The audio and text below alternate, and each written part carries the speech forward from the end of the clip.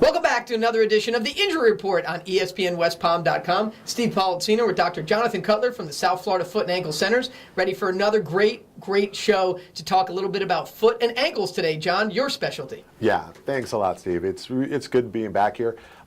We purposely didn't bring anyone else because I had so much fun just talking with you by myself.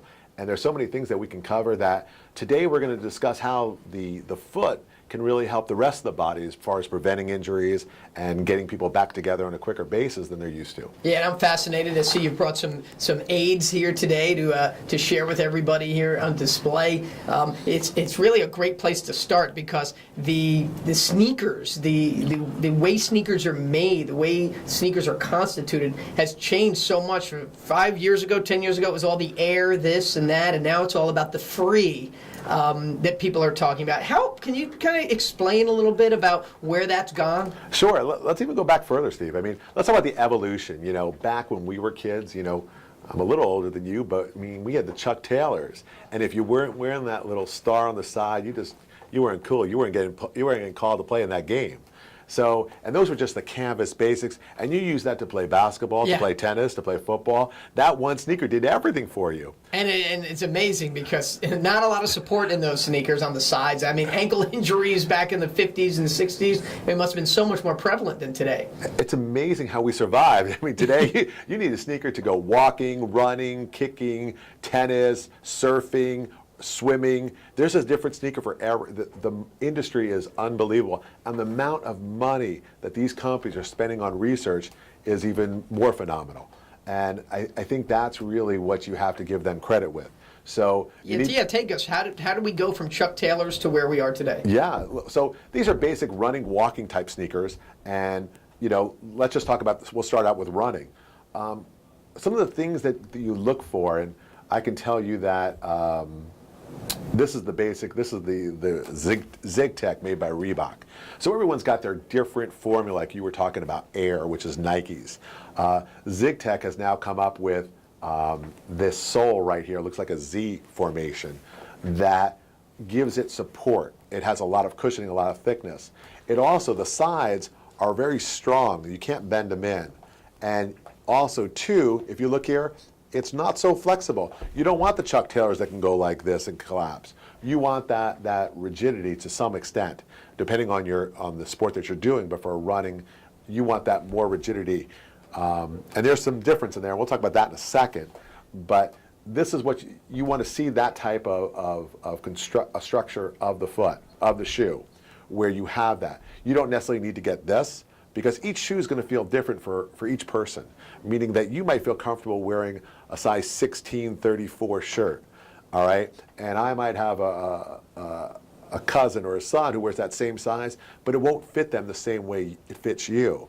So each person needs to try that shoe on for themselves and get comfortable. And let's go into that for a little bit. You know, I'll take over your mic for you. I'm not going to let you talk today. Go ahead, man. All right. So basically, you'll walk into that store and you'll try these shoes on, and hopefully you want to go to that store at the end of the day when your feet are swollen. You don't want to go at the beginning of the day.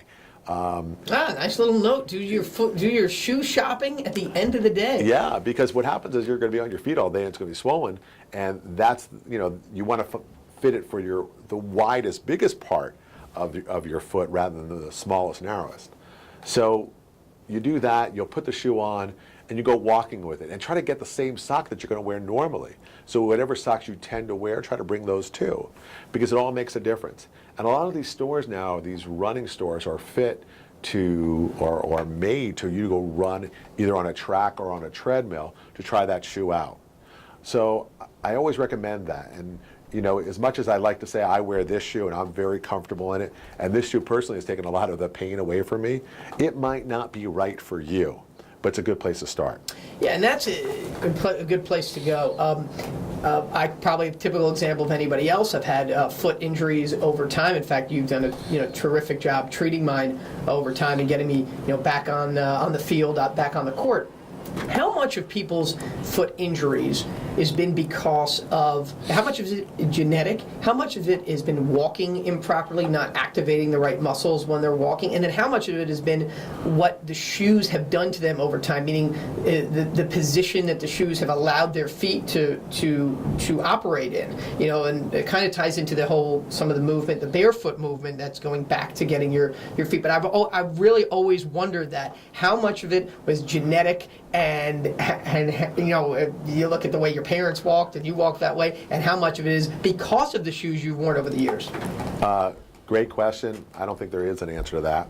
I would basically say it's a multifactorial answer, meaning part of it's genetic. The way you walk, the way you run, those are all going to be genetic type things.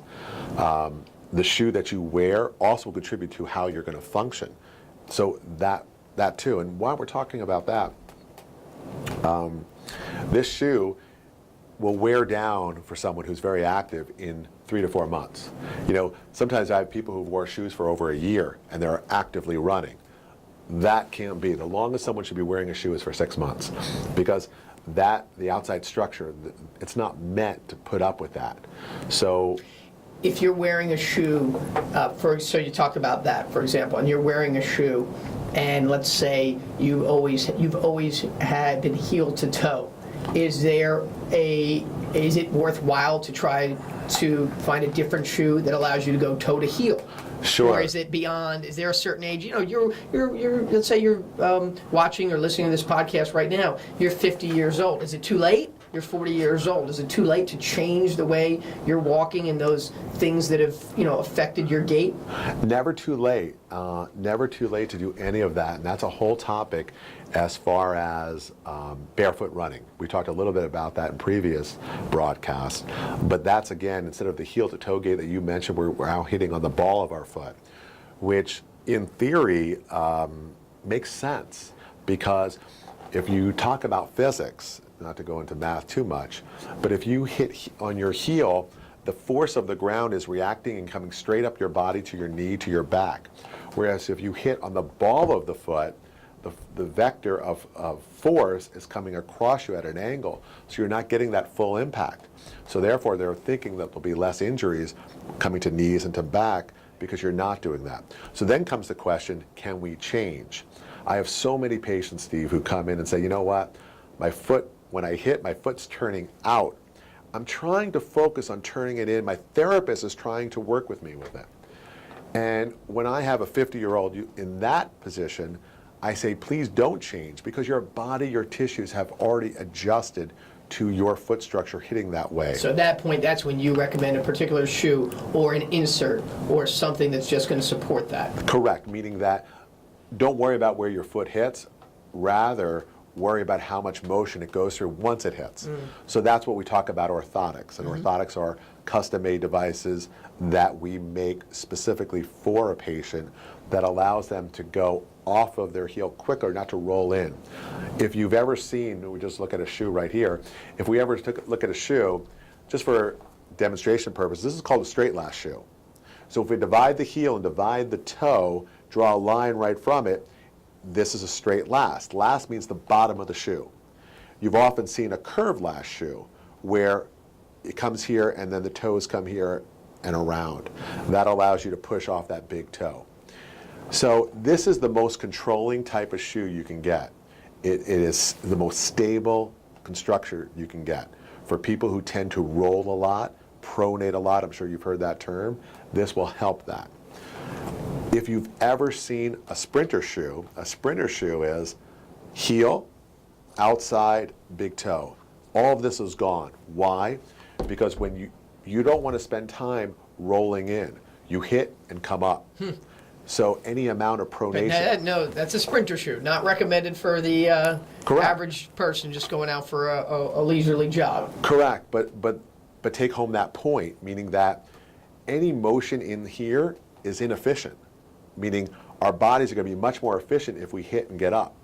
We don't want to spend too much time on the ground. That's more time for our knee, our back, and our hip to become going through a greater range of motion, having more problems. The more we can be in the air, off of our feet, that's the better. Back to what we call barefoot running. We hit and go, hit and go. We don't spend too much time on the ground. Steve Politziner, ESPN West Palm, and Dr. John Cutler, South Florida Foot and Ankle Centers. By the way, if you'd like to learn more about Dr. Cutler and all of his services, you could visit wcfoot.com. That's wcfoot.com. You talk a little bit about the barefoot running and some of the lighter sneakers now. I've now seen where the front of them, where the toe area is, have gotten more circular, less pointed. Is that to allow all of the toes full operational control? And you've also seen those that almost look like webbed feet, almost like gloves that people wear, on their toes. Again, for the average person, who do you recommend those things for? That's for the person who really wants to experiment, meaning it's not for everyone. Those are the 5-toe Vibram type shoes or gloves. I don't personally, in my opinion, would recommend it, because today we live in a civilization where you have to go run, there's glass on the street, there's everything on the street. That's the last thing you want to be stepping on. However, if you go into something like the minimalist shoe, is what the new things we're calling, what you're referring to, they're extremely lightweight. They're mesh on the top, so you can move a lot, and the bottom is very minimal. And I think that's a great transition for our society, for people who want to do that.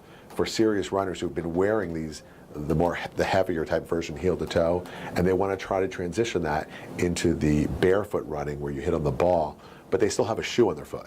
And I think that's a good transition for them. Okay. Now, you've also heard people talk about with certain body parts, they lift a lot of weights and then they put too much pressure on their joints or on their frame can't handle the muscles. Is that true also with legs?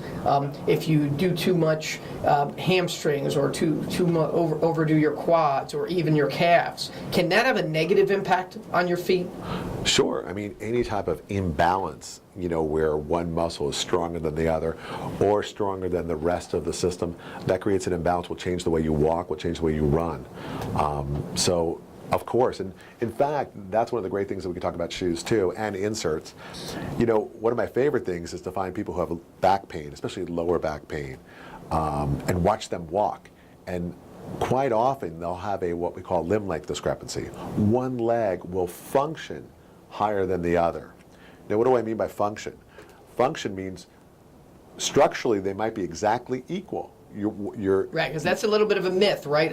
Legs are, you might have a discrepancy, but yet they still really might not be that far different, if at all, apart in length. The way it could be functioning is one joint on one side has a greater range of motion than the other, so it will go through more of a rotation, therefore it won't have that same stride length that the other leg has, and function as a shorter leg. You also could have a structural limb length discrepancy, but much more common to be functional. And sometimes by just correcting that limb length discrepancy, I can take a lot of people who have lower back pain, hip pain, and we can eliminate that.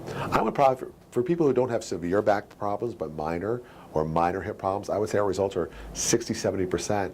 Just by a simple insert to adjust that, we can make them better. And that's one of my favorite things to do, to take that where they're getting injections, requiring possible surgery, and take that off the realm and put them into some type of insert. Yeah, that's amazing. It's a great lesson. Again, as a patient, I experienced that from you. I had back pain. I had neck pain.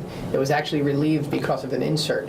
I thought it was something in my neck, and I found out that the imbalance I had in my body, just adding the insert in the shoe, in the sneaker, relieved a lot of the pressure that you were having there. So that is a great point. How about for somebody who has had foot problems? Is there, or isn't sure what shoe to get, is there some kind of self-test or something you can do at home just to do a quick analysis? Yeah, sure. I mean, one of the quickest things you can do is, get in the bathtub, then walk on the floor and see the shape of your foot. I'm sure you've done that like in the sand or anything like that, or at the pool. Just do something like that. And you'll see if you don't have that arch, that flat foot, or more of a supinated foot, where you're walking, you only see the toes and the heel. And you can see that just by going into the pool and stepping on it. And the flatter foot would do better, the people who pronate, with that straight last shoe. The other people also could function with a straight last shoe because they won't go through such a range of motion, but they can get away with other different types of things too. Doc, talking feet today. Yeah, really talking about the shoes and how they support the body. I mean, not only are they important for supporting the feet and preventing foot injuries, but so important as far as the knee, the back, all the other types of tendons that we're talking about. That's what really occurs. And the technology that's gone into it, like we talked about before, Steve, is phenomenal. It's a billion-dollar industry, how much money they put in the research and development of that. So, like we talked about different examples as far as, at Reebok, they're going to the zigs, and New Balance has a motion control, and they're all different types of things, all trying to accomplish the same goal, and they're trying to get your dollar. And which one looks the coolest right now? That's the hot thing with these kids. But also a dangerous thing, because what looks the coolest might not be the best fit. It might not be the right fit. It's not like a belt. It's this is something that really can have a impact, both long-term and short-term. 100%.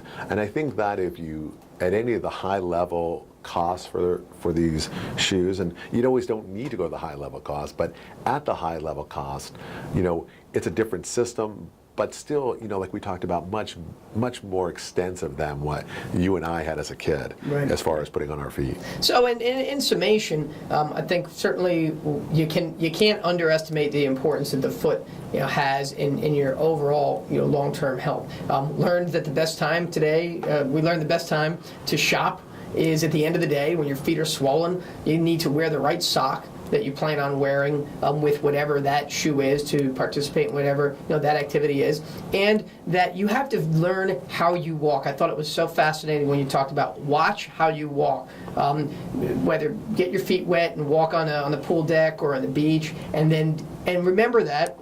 And share that with whoever you're purchasing your shoes from, or your doctor, who can who can really help you out and have the best walk for you. And one of the things I think we were touched on briefly before is about, are there different shoes for different problems? And we talked about, we were about to get to the point that, like at some of these local pharmacy stores, they have these little kiosks where you can try, and those are one of the things, like we talked about, a lot of money for really not what you're getting. These are not necessarily cures for plantar fasciitis or whatever. For those types of things, you don't need to spend that kind of money. You can go to a simple Sports Authority and get an over-the-counter insert, which doesn't look that much different than your over-the-counter insert here. All right? It has that arch support, and it's supporting you, and it's taped. So I think that's what we were talking about a little bit before we went away for a second. Yeah, that's a great point as well. Just because the shoe, it might not be the shoe. It Right. might be your foot, and it might be something that an insert, can easily help. And you can wear that shoe that you think looks really cool, and with an insert or with some sort of a support, an arch support, it can also be a functional shoe for you as well. Definitely. No doubt. Great stuff, Doc. I mean, it's rare chance when we get to talk about your specialty. We're just scratched the surface. There's so much more we can do with this. But I think anytime we can give attention to the foot and help people make better decisions about how they pick their shoes, and visualize how important that part of the body is, it gives everybody a better chance to succeed. Well, thank you very much, and I want to congratulate you on your new radio station at 106. It's exciting for you guys. Yeah. If you're watching us or you're listening to us via ESPNWestPalm.com. You can also listen to great live programming on ESPN 106.3 FM. So another injury report in the books. Look forward to our next one. And to find out what we're talking about, you just have to keep coming back and checking us out. So for Dr. John Cutler, who you can reach at WCFoot.com, South Florida Foot and Ankle Centers, I'm Steve Politziner from ESPNWestPalm.com, and this has been the Injury Report.